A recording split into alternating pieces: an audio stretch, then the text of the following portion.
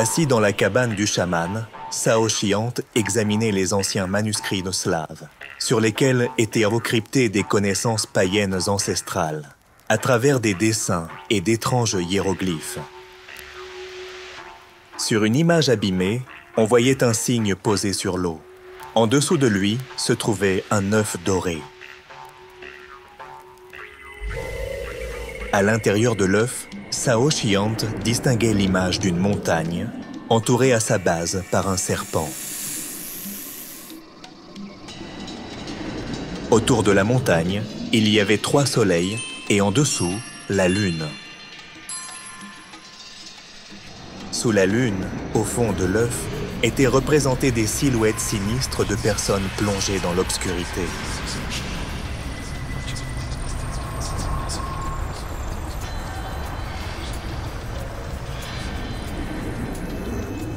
Et au-dessus des soleils, il y avait des étoiles et des individus à l'apparence bienveillante.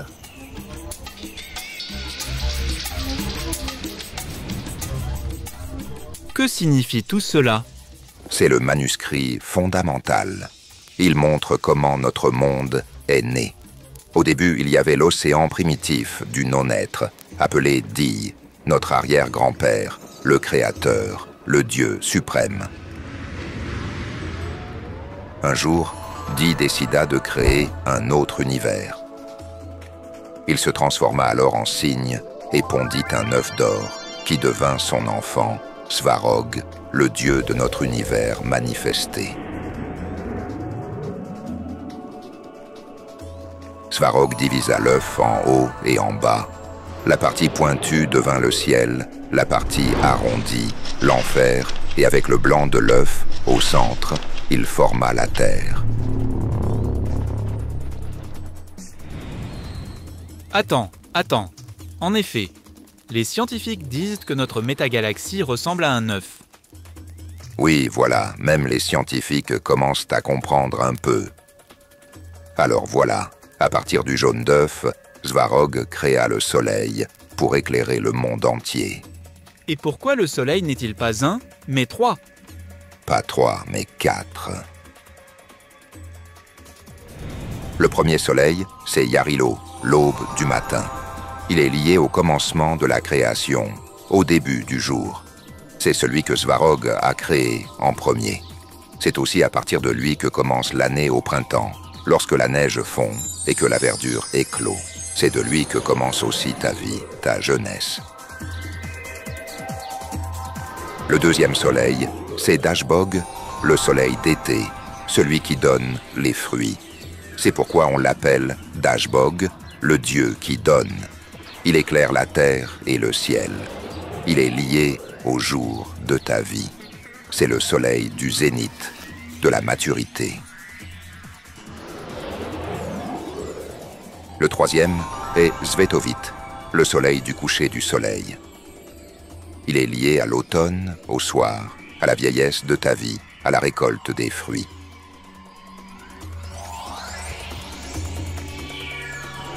Et enfin, le quatrième est Kors, le soleil nocturne et hivernal, éclairant le monde des morts. Ce monde, situé sous la terre, au fond de l'œuf, est le monde où vivent nos ancêtres. La nuit, ce soleil se manifeste sous la forme de la lune pour éclairer la terre de sa lumière pâle. C'est pourquoi la nuit est le moment des forces obscures des enfers, car quand il fait nuit ici, c'est le jour là-bas.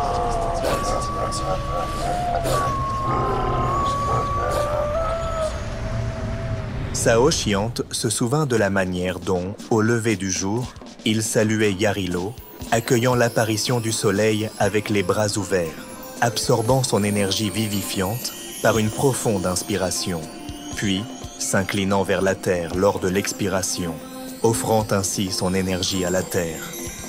Il répéta ce geste plusieurs fois jusqu'à ce qu'il ressente un renouvellement énergétique de tout son corps.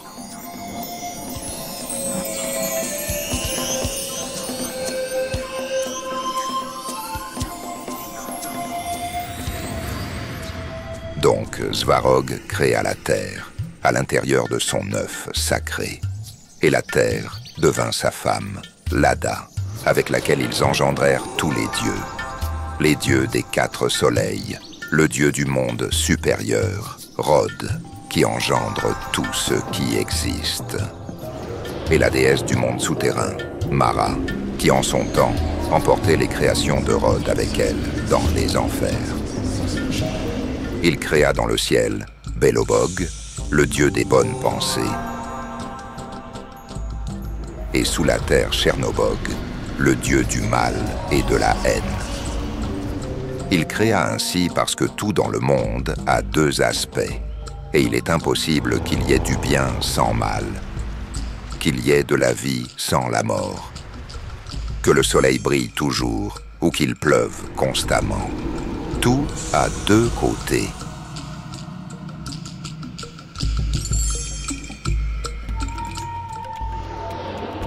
Ainsi le destin de l'homme, Makosh, le destin de toute chose, fut créé par Svarog.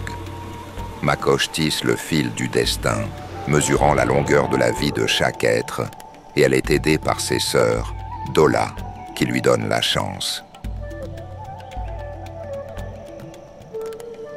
et Nedolia, qui lui donne l'échec dans la vie. À la fin de sa vie, l'être rencontre le dieu Sud, mari de ses 3 sœurs, et il décide où cet être ira après la mort, dans le royaume souterrain de Mara, ou dans le royaume céleste de Rod. Cela dépend de qui il a fréquenté dans sa vie. La Soie, la Pravda, fille Sud et de Dola. Ou avec Krivda, la fille Sud et de Nedolia. Si une personne est honnête avec elle-même, elle connaît le bonheur, Dola, et après la mort, va au paradis, Irii, au ciel de Belobog. Et si une personne ment, se trompe elle-même, fréquente Krivda, elle devient malheureuse, privée de chance sur terre, et après la mort, irait en enfer. Oui, c'est fascinant. Voilà. Ensuite, Svarog créa le dieu du tonnerre, Perun, qui protège la terre et le royaume céleste contre les intrusions illégitimes de Mara, de ses Kikimora et des autres habitants du monde inférieur. Et entre la terre et le monde inférieur, il plaça Vélès, semblable à un serpent, afin qu'il garde l'entrée du monde souterrain et y accompagne les morts. Il commande également à tous les esprits de la forêt, aux esprits domestiques et à d'autres esprits qui peuplent la terre. C'est pourquoi il peut accorder aux hommes la richesse, le bien, la multiplication du bétail et des récoltes abondantes. Souvent, ces 2 gardiens, Perun et Vélès, se livrent à des combats, surtout lorsque Vélès accorde trop de pouvoir aux esprits terrestres et qu'ils en viennent à troubler l'harmonie de ce monde. Mais le plus important que je vais te dire, c'est que tous ces dieux, ainsi que l'œuf lui-même, se trouvent en miniature en toi, dans ton propre œuf d'or, et que tu es toi-même un arrière-petit-fils de Di. Tu es un petit cygne, Di, vivant dans ton œuf, et ta tâche est de briser sa coquille et de sortir vers l'immensité de l'océan infini de l'existence, afin de surmonter cette nécessité éternelle de vivre dans ce monde où il y a inévitablement un côté négatif à toute chose. Jeunesse et vieillesse, santé et maladie, réussite et échec. Et même si tu entres au paradis céleste d'Iri, où le bien domine le mal, ce ne sera que temporaire. Les chrétiens disent que le paradis et l'enfer sont éternels. Non, seul le néant est éternel. Toute existence est temporaire, aussi bien l'enfer que le paradis. Le paradis, c'est le temps. L'enfer, c'est l'absence de temps. Comment ça? Eh bien, quand tu es heureux, le temps passe sans qu'on s'en rende compte. Mais quand tu souffres, il s'étire interminablement, comme s'il n'existait plus. Et aussi, quand tu as de la chance, Tu avances avec le temps. Tu arrives à l'arrêt de bus. Et justement, le bus arrive. Tu arrives au comptoir et tout de suite on te vend ce qui était en rupture. Mais quand c'est Nedola qui t'écrase, tout est à l'envers. Tu entres dans le non-temps. Tu ne marches plus au rythme du temps. Le bus part juste sous ton nez. Tu fais une longue queue. Et juste devant toi, le dernier article est épuisé.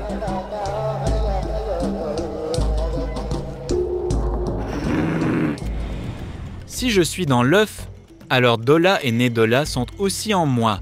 Mais où sont-elles en moi? Dola, tout comme Pravda, se trouvent à droite, du côté sud, car ton visage dans l'œuf est tourné vers l'est, et Nedola ainsi que Krivda sont à gauche. Voilà pourquoi les grains de beauté à gauche de ton corps ne portent pas bonheur. Oui, c'est intéressant. Et comment dois-je percer cette coquille d'œuf? Cet œuf est composé de 3 couches. La première couche, c'est ton imagination. La deuxième, ce sont tes émotions, tes attachements, tes désirs, tes passions. Et la troisième, c'est ton corps, avec ses habitudes, ses instincts, sa peur de la mort. De tout cela, tu dois détacher ton esprit, ton signe Di, afin qu'il puisse, en rejetant la coquille, sortir dans les vastes étendues du non-être. Dans le christianisme, il est dit que l'homme est fait de glaise, alors qu'ici, il est l'arrière-petit-fils de Dieu. C'est quelque chose de nouveau. Oui, c'est exactement cela. Di a engendré Svarog. Svarog engendra Dashbog, le soleil, et Jiva, la vie sur terre.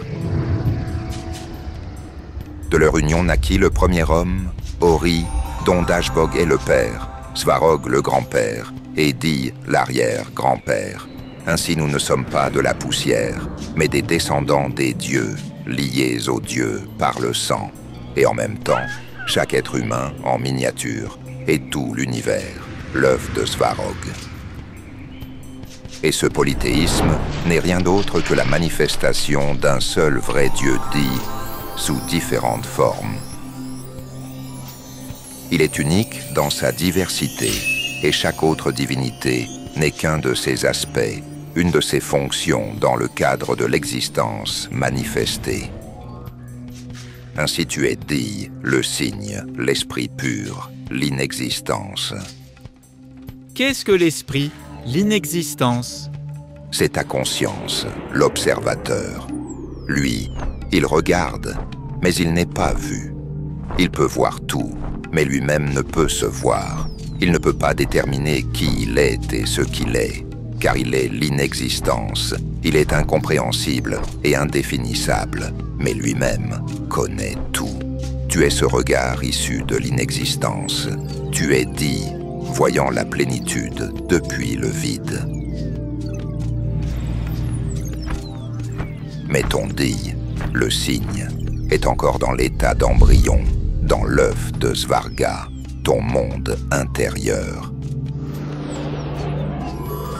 Là aussi, il y a la terre, ton corps, l'enfer, ton subconscient, où agissent Mara et Tchernobog, où est conservée ta mémoire génétique, la mémoire de tes ancêtres. Tu as aussi une superconscience, que je nommerais plutôt dans ce cas-ci, l'intelligence supérieure, le monde céleste, le monde de Rod et de Belobog.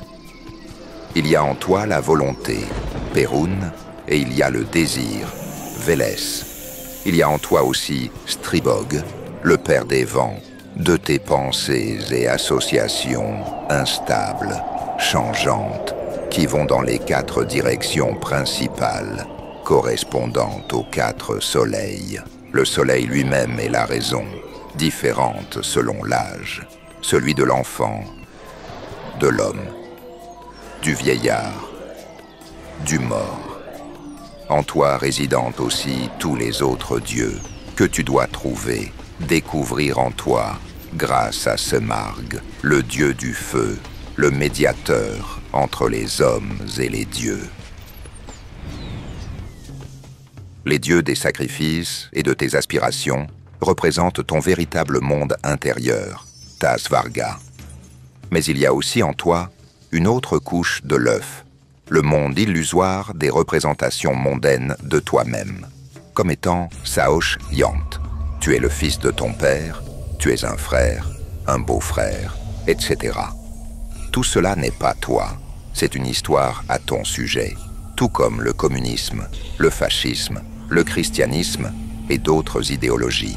C'est un mythe quand tu dis « Je suis un bâtisseur du communisme, je suis membre du parti, je suis un père de famille, mon objectif est de construire un futur radieux, etc. » Toutes ces pensées sur toi et la société doivent être surmontées.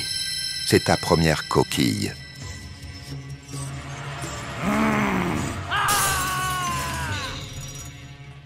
La deuxième, ce sont les désirs, les attachements, les aspirations qui ont émergé de ces illusions. Je veux posséder un 4x4 parce qu'Ivanov en a un. Je veux une maison de campagne, c'est prestigieux. Je suis attaché à mes parents, mes enfants, partenaires, parce que je les considère comme les miens. Je cherche à aider la révolution mondiale pour établir la paix et la justice, etc. Mais ce ne sont pas seulement des pensées. Comme dans la première coquille, ce sont des émotions, des désirs, des soifs, dirigés vers des objets spécifiques du monde avec lesquels tu t'es lié. Surmonter ces liens émotionnels est encore plus difficile que surmonter les images de ton esprit. Mais, en te détachant de cela, tu briseras cette deuxième coquille. Et alors, sur le chemin de la non-existence de Di, il ne restera que ton corps, la dernière coquille, qui ne pourra être surmontée qu'au moment de la mort. Mais tant que tu es vivant, tu dois surmonter le lien excessif avec lui, comme la peur de la mort, la paresse, la faim, l'inconfort. En te détachant de cela, tu briseras la dernière coquille et sortiras libre, devenu un cygne adulte, car ton cygne ne peut grandir que dans la lutte contre ces coquilles. En les surmontant, il passe de l'embryon à l'oiseau.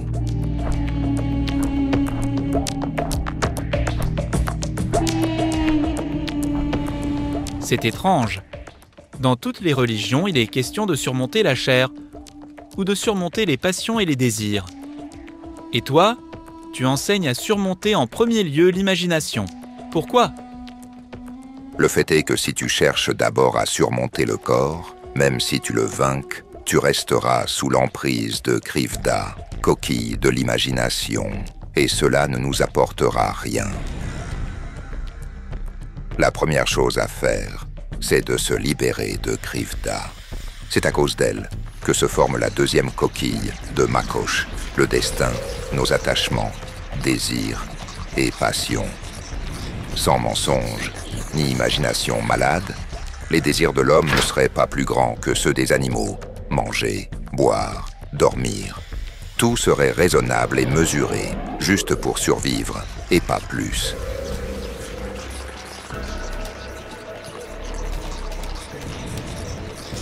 C'est l'imagination qui rend les dépendances, les attachements et les désirs excessifs contre nature et déraisonnables.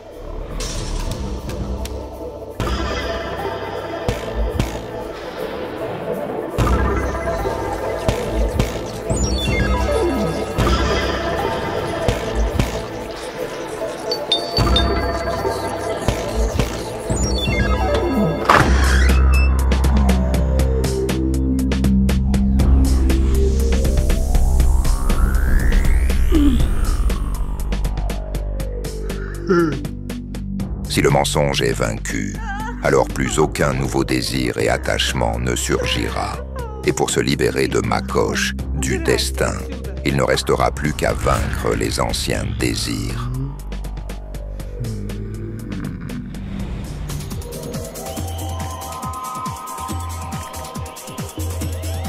Ici se sont réunies des âmes lumineuses en quête de la vraie connaissance. La dernière coquille corporelle de Jiva est encore plus simple et naturelle. sans attachement faussement créé, ni mauvaises habitudes.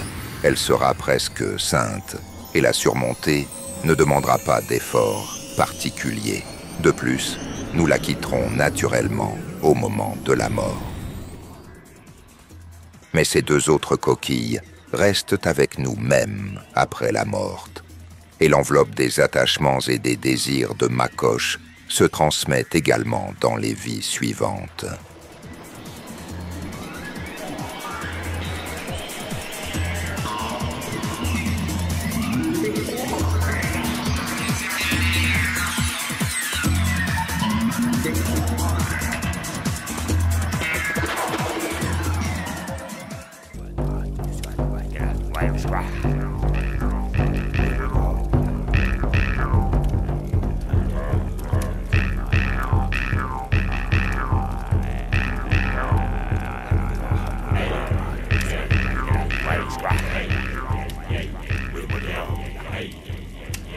Pendant cette période extrême, où le destin de la planète entière est en jeu, il est très important que la connaissance des anges et des esprits de lumière se propage le plus rapidement possible à travers le monde et atteigne des milliers de personnes. De cette façon, nous pouvons changer l'avenir de toute l'humanité. Alors nous nous tournons vers toi, chère âme de lumière. Partage la connaissance concernant nos livres sages et nos films. Partage les liens vers des vidéos ou des dessins animés. Tout cela est disponible et gratuit. Invite les femmes à des pratiques individuelles, des webinaires et des séminaires, et le grand esprit de lumière t'aidera, à toi et à ta famille, en dirigeant une énorme quantité d'énergie pour réaliser tous tes désirs. Les esprits lumineux et les anges t'aideront, à toi et tes proches dans tous les domaines. Le fil de la lumière et de l'amour de ton cœur atteint le cœur des femmes en recherche. Et la création du bien, la diffusion de la connaissance de lumière dans le monde commence. Rejoins cette mission de lumière. Aide les gens et Dieu t'aidera.